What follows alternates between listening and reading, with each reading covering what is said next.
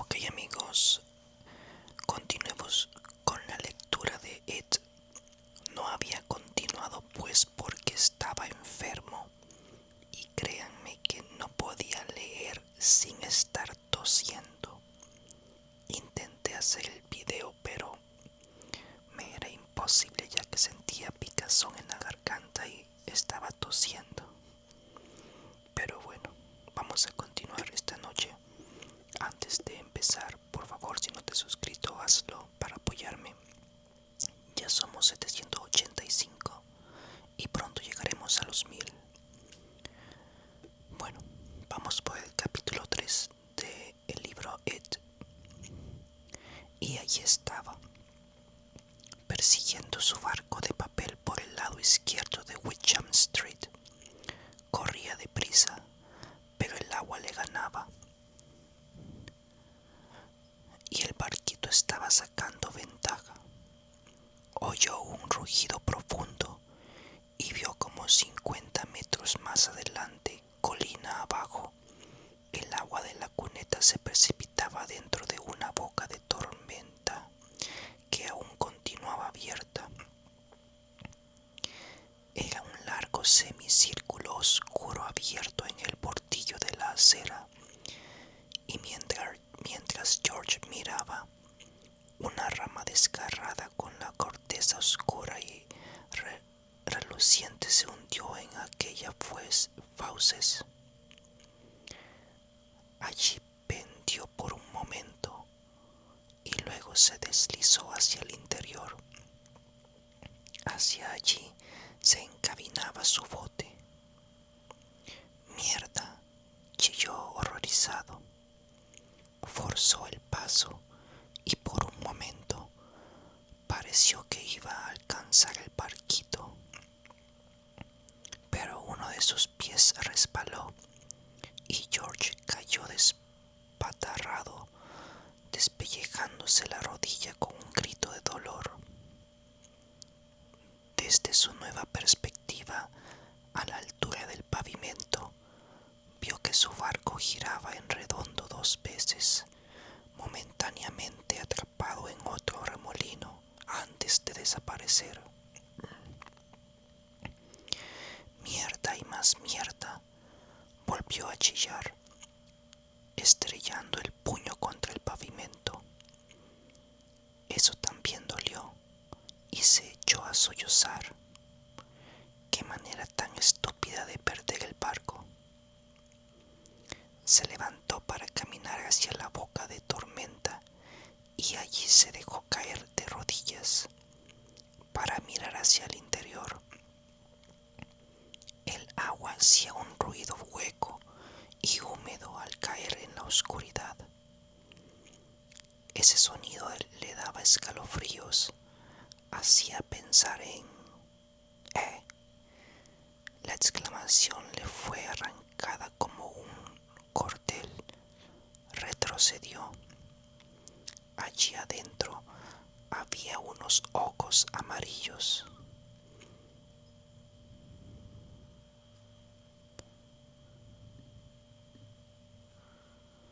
Ese tipo de ojos que él siempre imaginaba sin verlos nunca en la oscuridad del sótano. Es un animal, pensó, incoherente. Eso es todo, un animal. A lo mejor un gato se quedó atrapado. De todos modos, estaba por echar a correr. Habría corrido 1 o 2 segundos cuando su tablero mental se hubiera hecho cargo del espanto que le produjeron esos ojos amarillos y brillantes. Sintió la áspera superficie del pavimento bajo los dedos y la fina lámina de agua fría que corría alrededor. Se vio a sí mismo levantándose y retrocediendo. Y fue entonces cuando una voz perfectamente razonable y bastante simpática, le habló desde dentro de la boca de tormenta. «Hola, George»,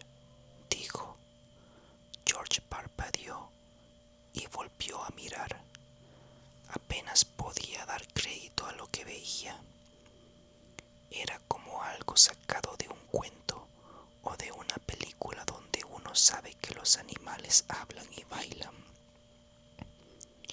Si hubiera tenido 10 años más, se habría creído en lo que no habría creído en lo que estaba viendo. Pero no tenía 16 años, sino 6. En la boca de tormenta había un payaso. La luz distaba de ser buena, pero bastó para que George Denbrough estuviese seguro de lo que veía. Era un payaso, como en el circo o en la tele.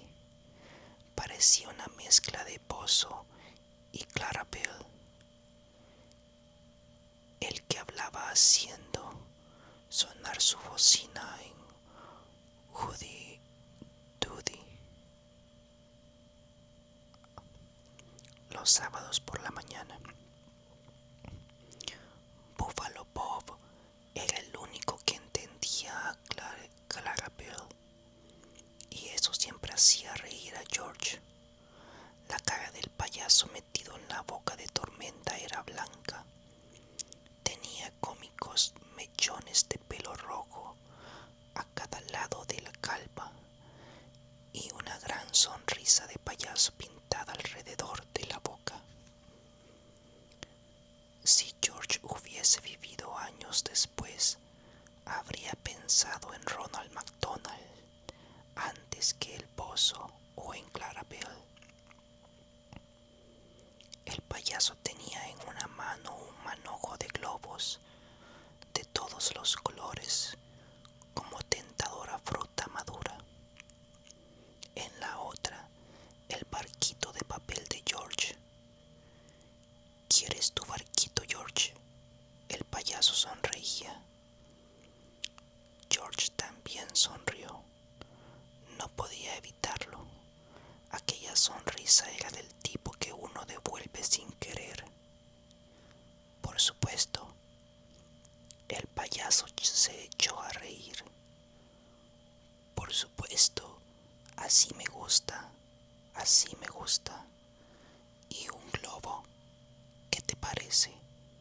¿Quieres un globo? Bueno, sí, por supuesto. Alargó la mano, pero de inmediato la retiró contra su voluntad. No debo coger nada que me ofrezca un desconocido, lo dice papá. Y tu papá tiene mucha razón, replicó el payaso de la boca de tormenta sonriendo.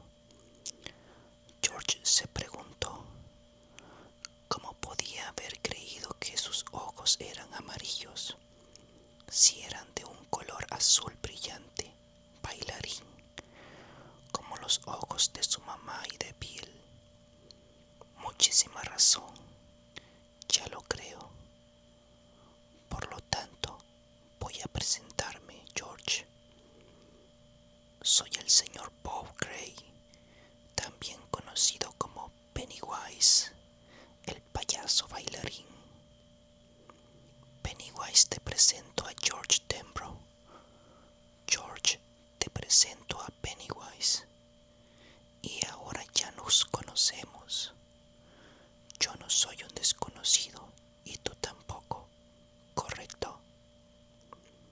George soltó una risita. Correcto.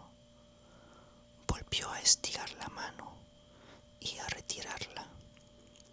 ¿Cómo te metiste allí adentro? La tormenta me trajo volando, dijo Pennywise, el payaso bailarín.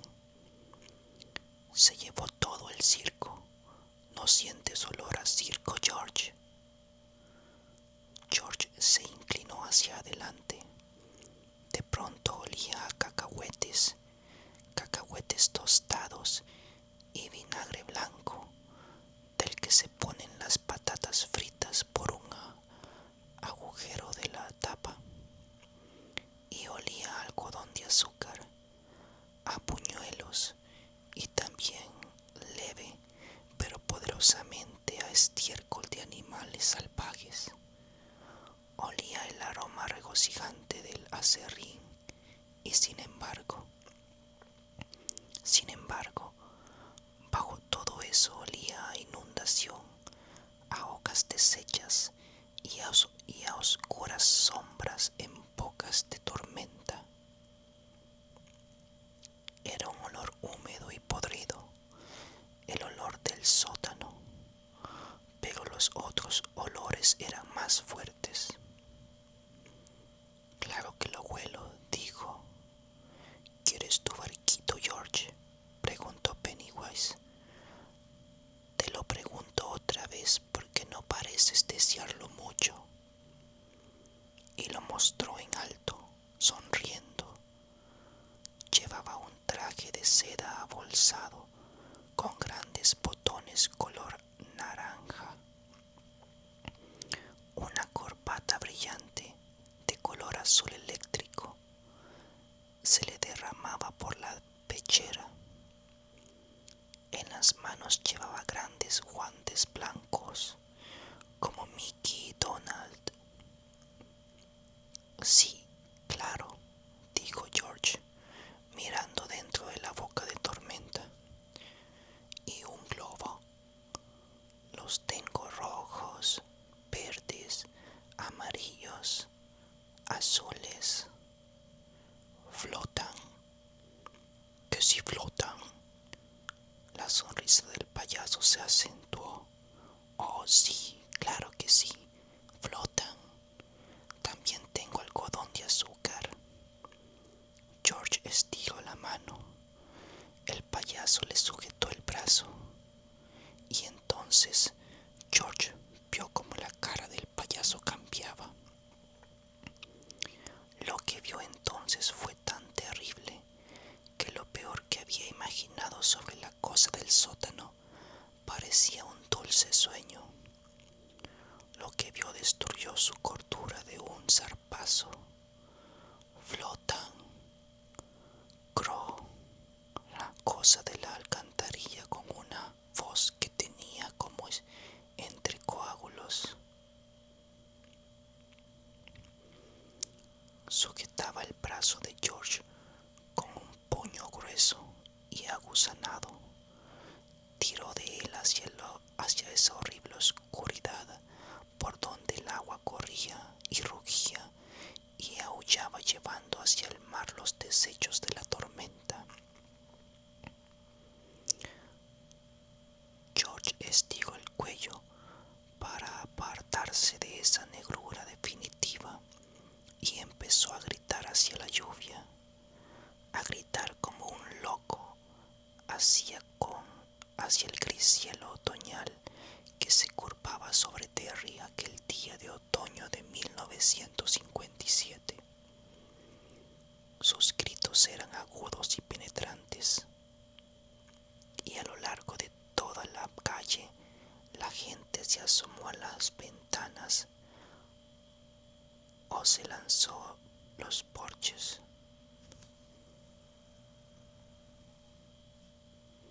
Flotan, gruñó la cosa. Flotan, George. Y cuando estés aquí abajo conmigo, tú también flotarás. Los hombros de George se clavó contra el cemento del portillo. Dave Gardner, que ese día no había ido a trabajar al showboat debido a la inundación, vio solo a un niño de impermeable amarillo, un niño que gritaba y se retorcía en el arroyo mientras el agua lodosa le corría sobre la cara, haciendo que sus alaridos sonaran burbujeantes. Aquí abajo todo flota, susurró esa voz podrida, riendo, y de pronto sonó un descarro y hubo un destello de agonía y George tembló, ya no supo más. Dave Gardner fue el primero en llegar, aunque llegó solo 45 segundos después del primer grito.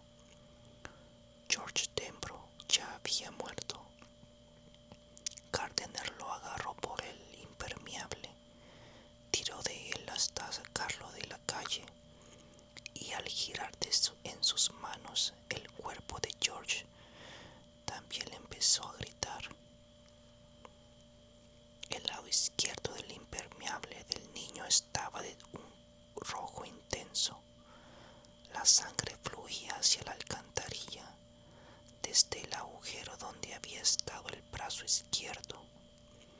Un trozo de hueso horriblemente brillante asomaba por la tela roja rota.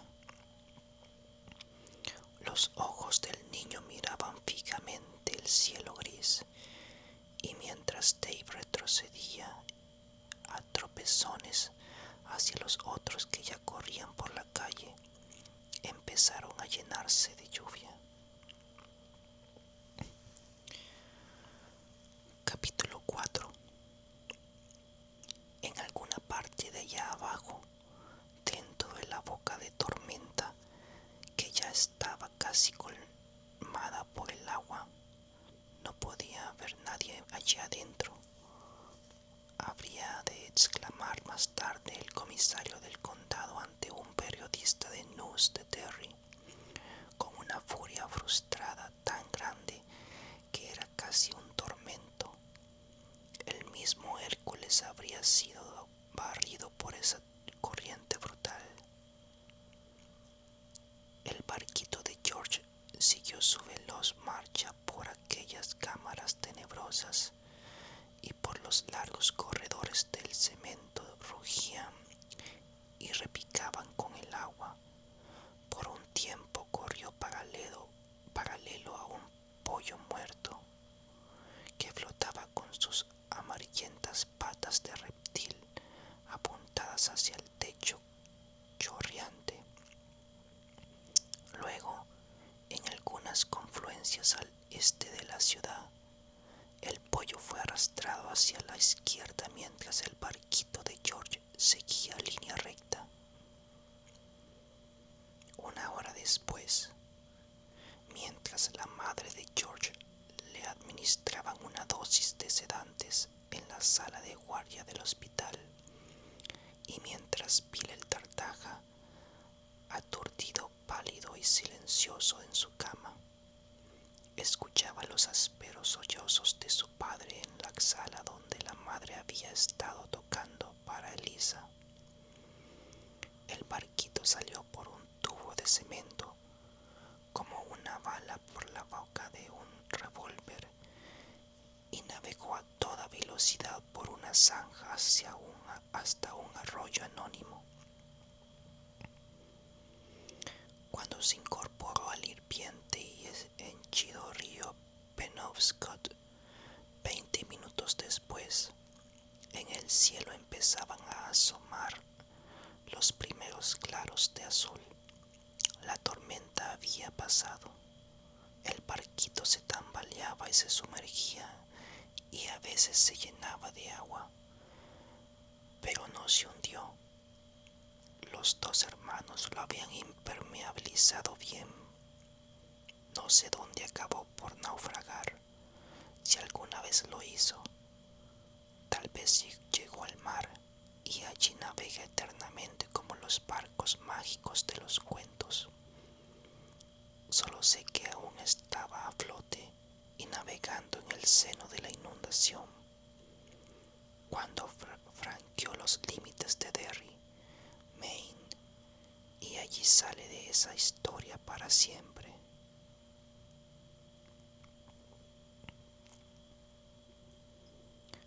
Bueno, ese fue creo que más bien la parte 5 del capítulo 1, porque ahorita estoy viendo un capítulo 2. Vamos a leer la parte 1 del capítulo 2. Después del festival, 1984. Si Adrian llevaba puesto ese sombrero, diría más tarde su sollozante amigo a la policía, era porque lo había ganado en una caseta de tiro al blanco en la feria de Bassey Park. Solo 6 días antes de su muerte, estaba orgulloso de él. Lo llevaba puesto porque él amaba a ese pueblucho de mierda, aulló Don Haggerty, el amigo, a los policías. Bueno, no hay por qué decir palabrotas, indicó a Haggerty el oficial Harold Gardner. Harold Gardner los 4 hijos varones de Dave Gardner. El día en que su padre había descubierto el cuerpo mutilado y sin vida de George Denbrough, Harold Gardner tenía 5 años. En la actualidad, casi 27 años después, andaba por los 32 y se estaba quedando calvo. Harold Gardner aceptaba como reales el dolor, el luto de Tom Haggerty, pero al mismo tiempo le resultaba imposible tomarlos en serio. Ese hombre, si hombre podía llamársele, tenía los ojos pintados y llevaba unos pantalones de satén tan ajustados que casi se le notaban las arrugas de la boya. Con luto o sin él, con dolor o sin dolor, era, después de todo, un simple marica, igual que su amigo, el difunto Adrian Mellon. Empecemos otra vez, dijo Jeffrey Reeves, el compañero de Harold. Vosotros salisteis del Falcón y caminasteis hacia el canal. ¿Qué pasó entonces? ¿Cuántas veces tengo que repetirlo, pedazo de idiotas? Haggerty seguía gritando. Lo mataron. Los empujaron al canal. Para ellos solo ha sido otra aventura en Macholandia. Tom Haggerty se echó a llorar.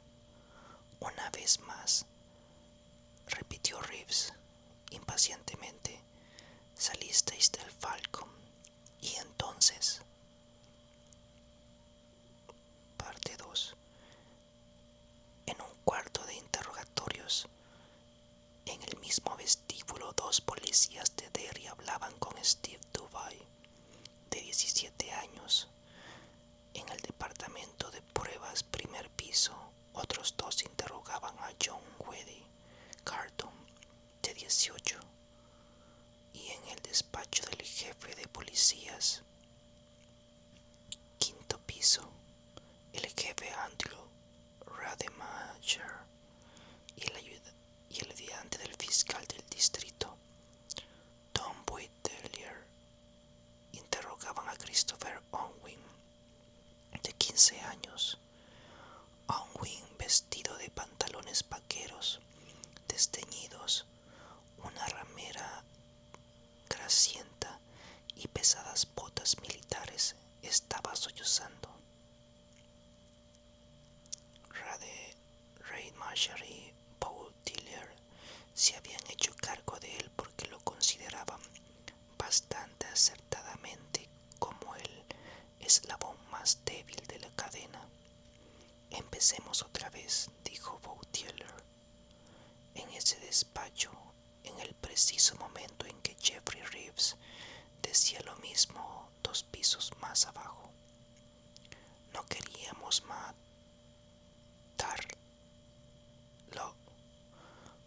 balbuceó Unwin.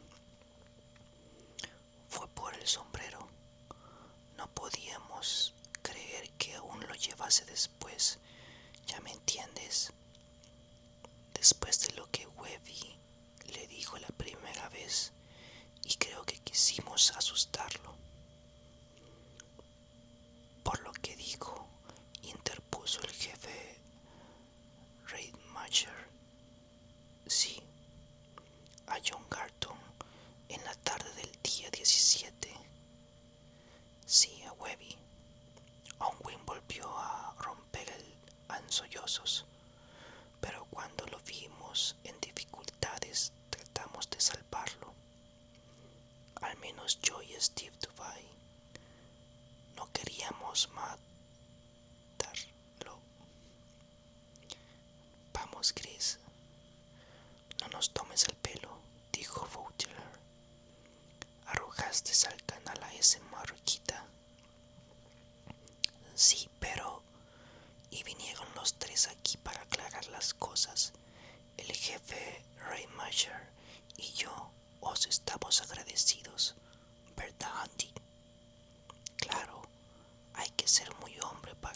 grosero que se ha hecho, Chris. Entonces, no lo brinques mintiéndonos ahora. Tuviste la intención de arrojarlo en cuanto lo viste salir del Falcon con su amiguito, ¿no? No, protestó Chris Onwin con vehemencia. Boutier sacó un paquete de Marlboro del bolsillo de su camisa y se puso uno en la boca. Luego ofreció el paquete a Onwin. Un cigarro. Onwin tomó uno. Boutier tuvo que perseguir la punta con una cerilla para encenderlo, por el modo en que al muchacho le temblaba la boca. Pero si cuando vieron que llevaba puesto el sombrero, ¿no?, preguntó Rademacher. Onwin aspiró el humo profundamente, bajando la cabeza de tal modo que el pelo grasiento le cayó sobre los ojos y expelió el humo por la nariz cubierta de puntos negros. Sí, reconoció en voz baja, que casi no se le oyó. Boutier se inclinó hacia adelante con un destello en sus ojos marrones. Aunque su cara era la de un ave de rapiña, su voz sonó amable. ¿Qué has dicho, Chris? Dije que sí, me parece. Queríamos arrojarlo al canal, pero no más. Levantó la mirada hacia ellos con expresión angustiada, incapaz de comprender los extraordinarios cambios que se habían producido en su vida desde que saliera de su casa para participar en la última noche del Festival del Canal organizado por Derry, con dos amigos, a las 7:30 de la noche. Matarlo, no, repitió. Y ese tío que estaba bajo el puente, todavía no sé quién era. ¿De qué tío nos hablas?, preguntó Rademacher sin mayor interés. Ya habían oído esa parte y ninguno de los dos lo creía. Tarde o temprano, los acusados del asesinato sacaban a relucir casi siempre a ese misterioso tío. Boutier había llegado a darle un nombre al asunto. Lo llamaba Síndrome del Manco, por el personaje de El Fugitivo, aquella vieja serie de televisión. El tipo vestido de payaso, dijo Chris Onwin, estremeciéndose. El tío de los globos.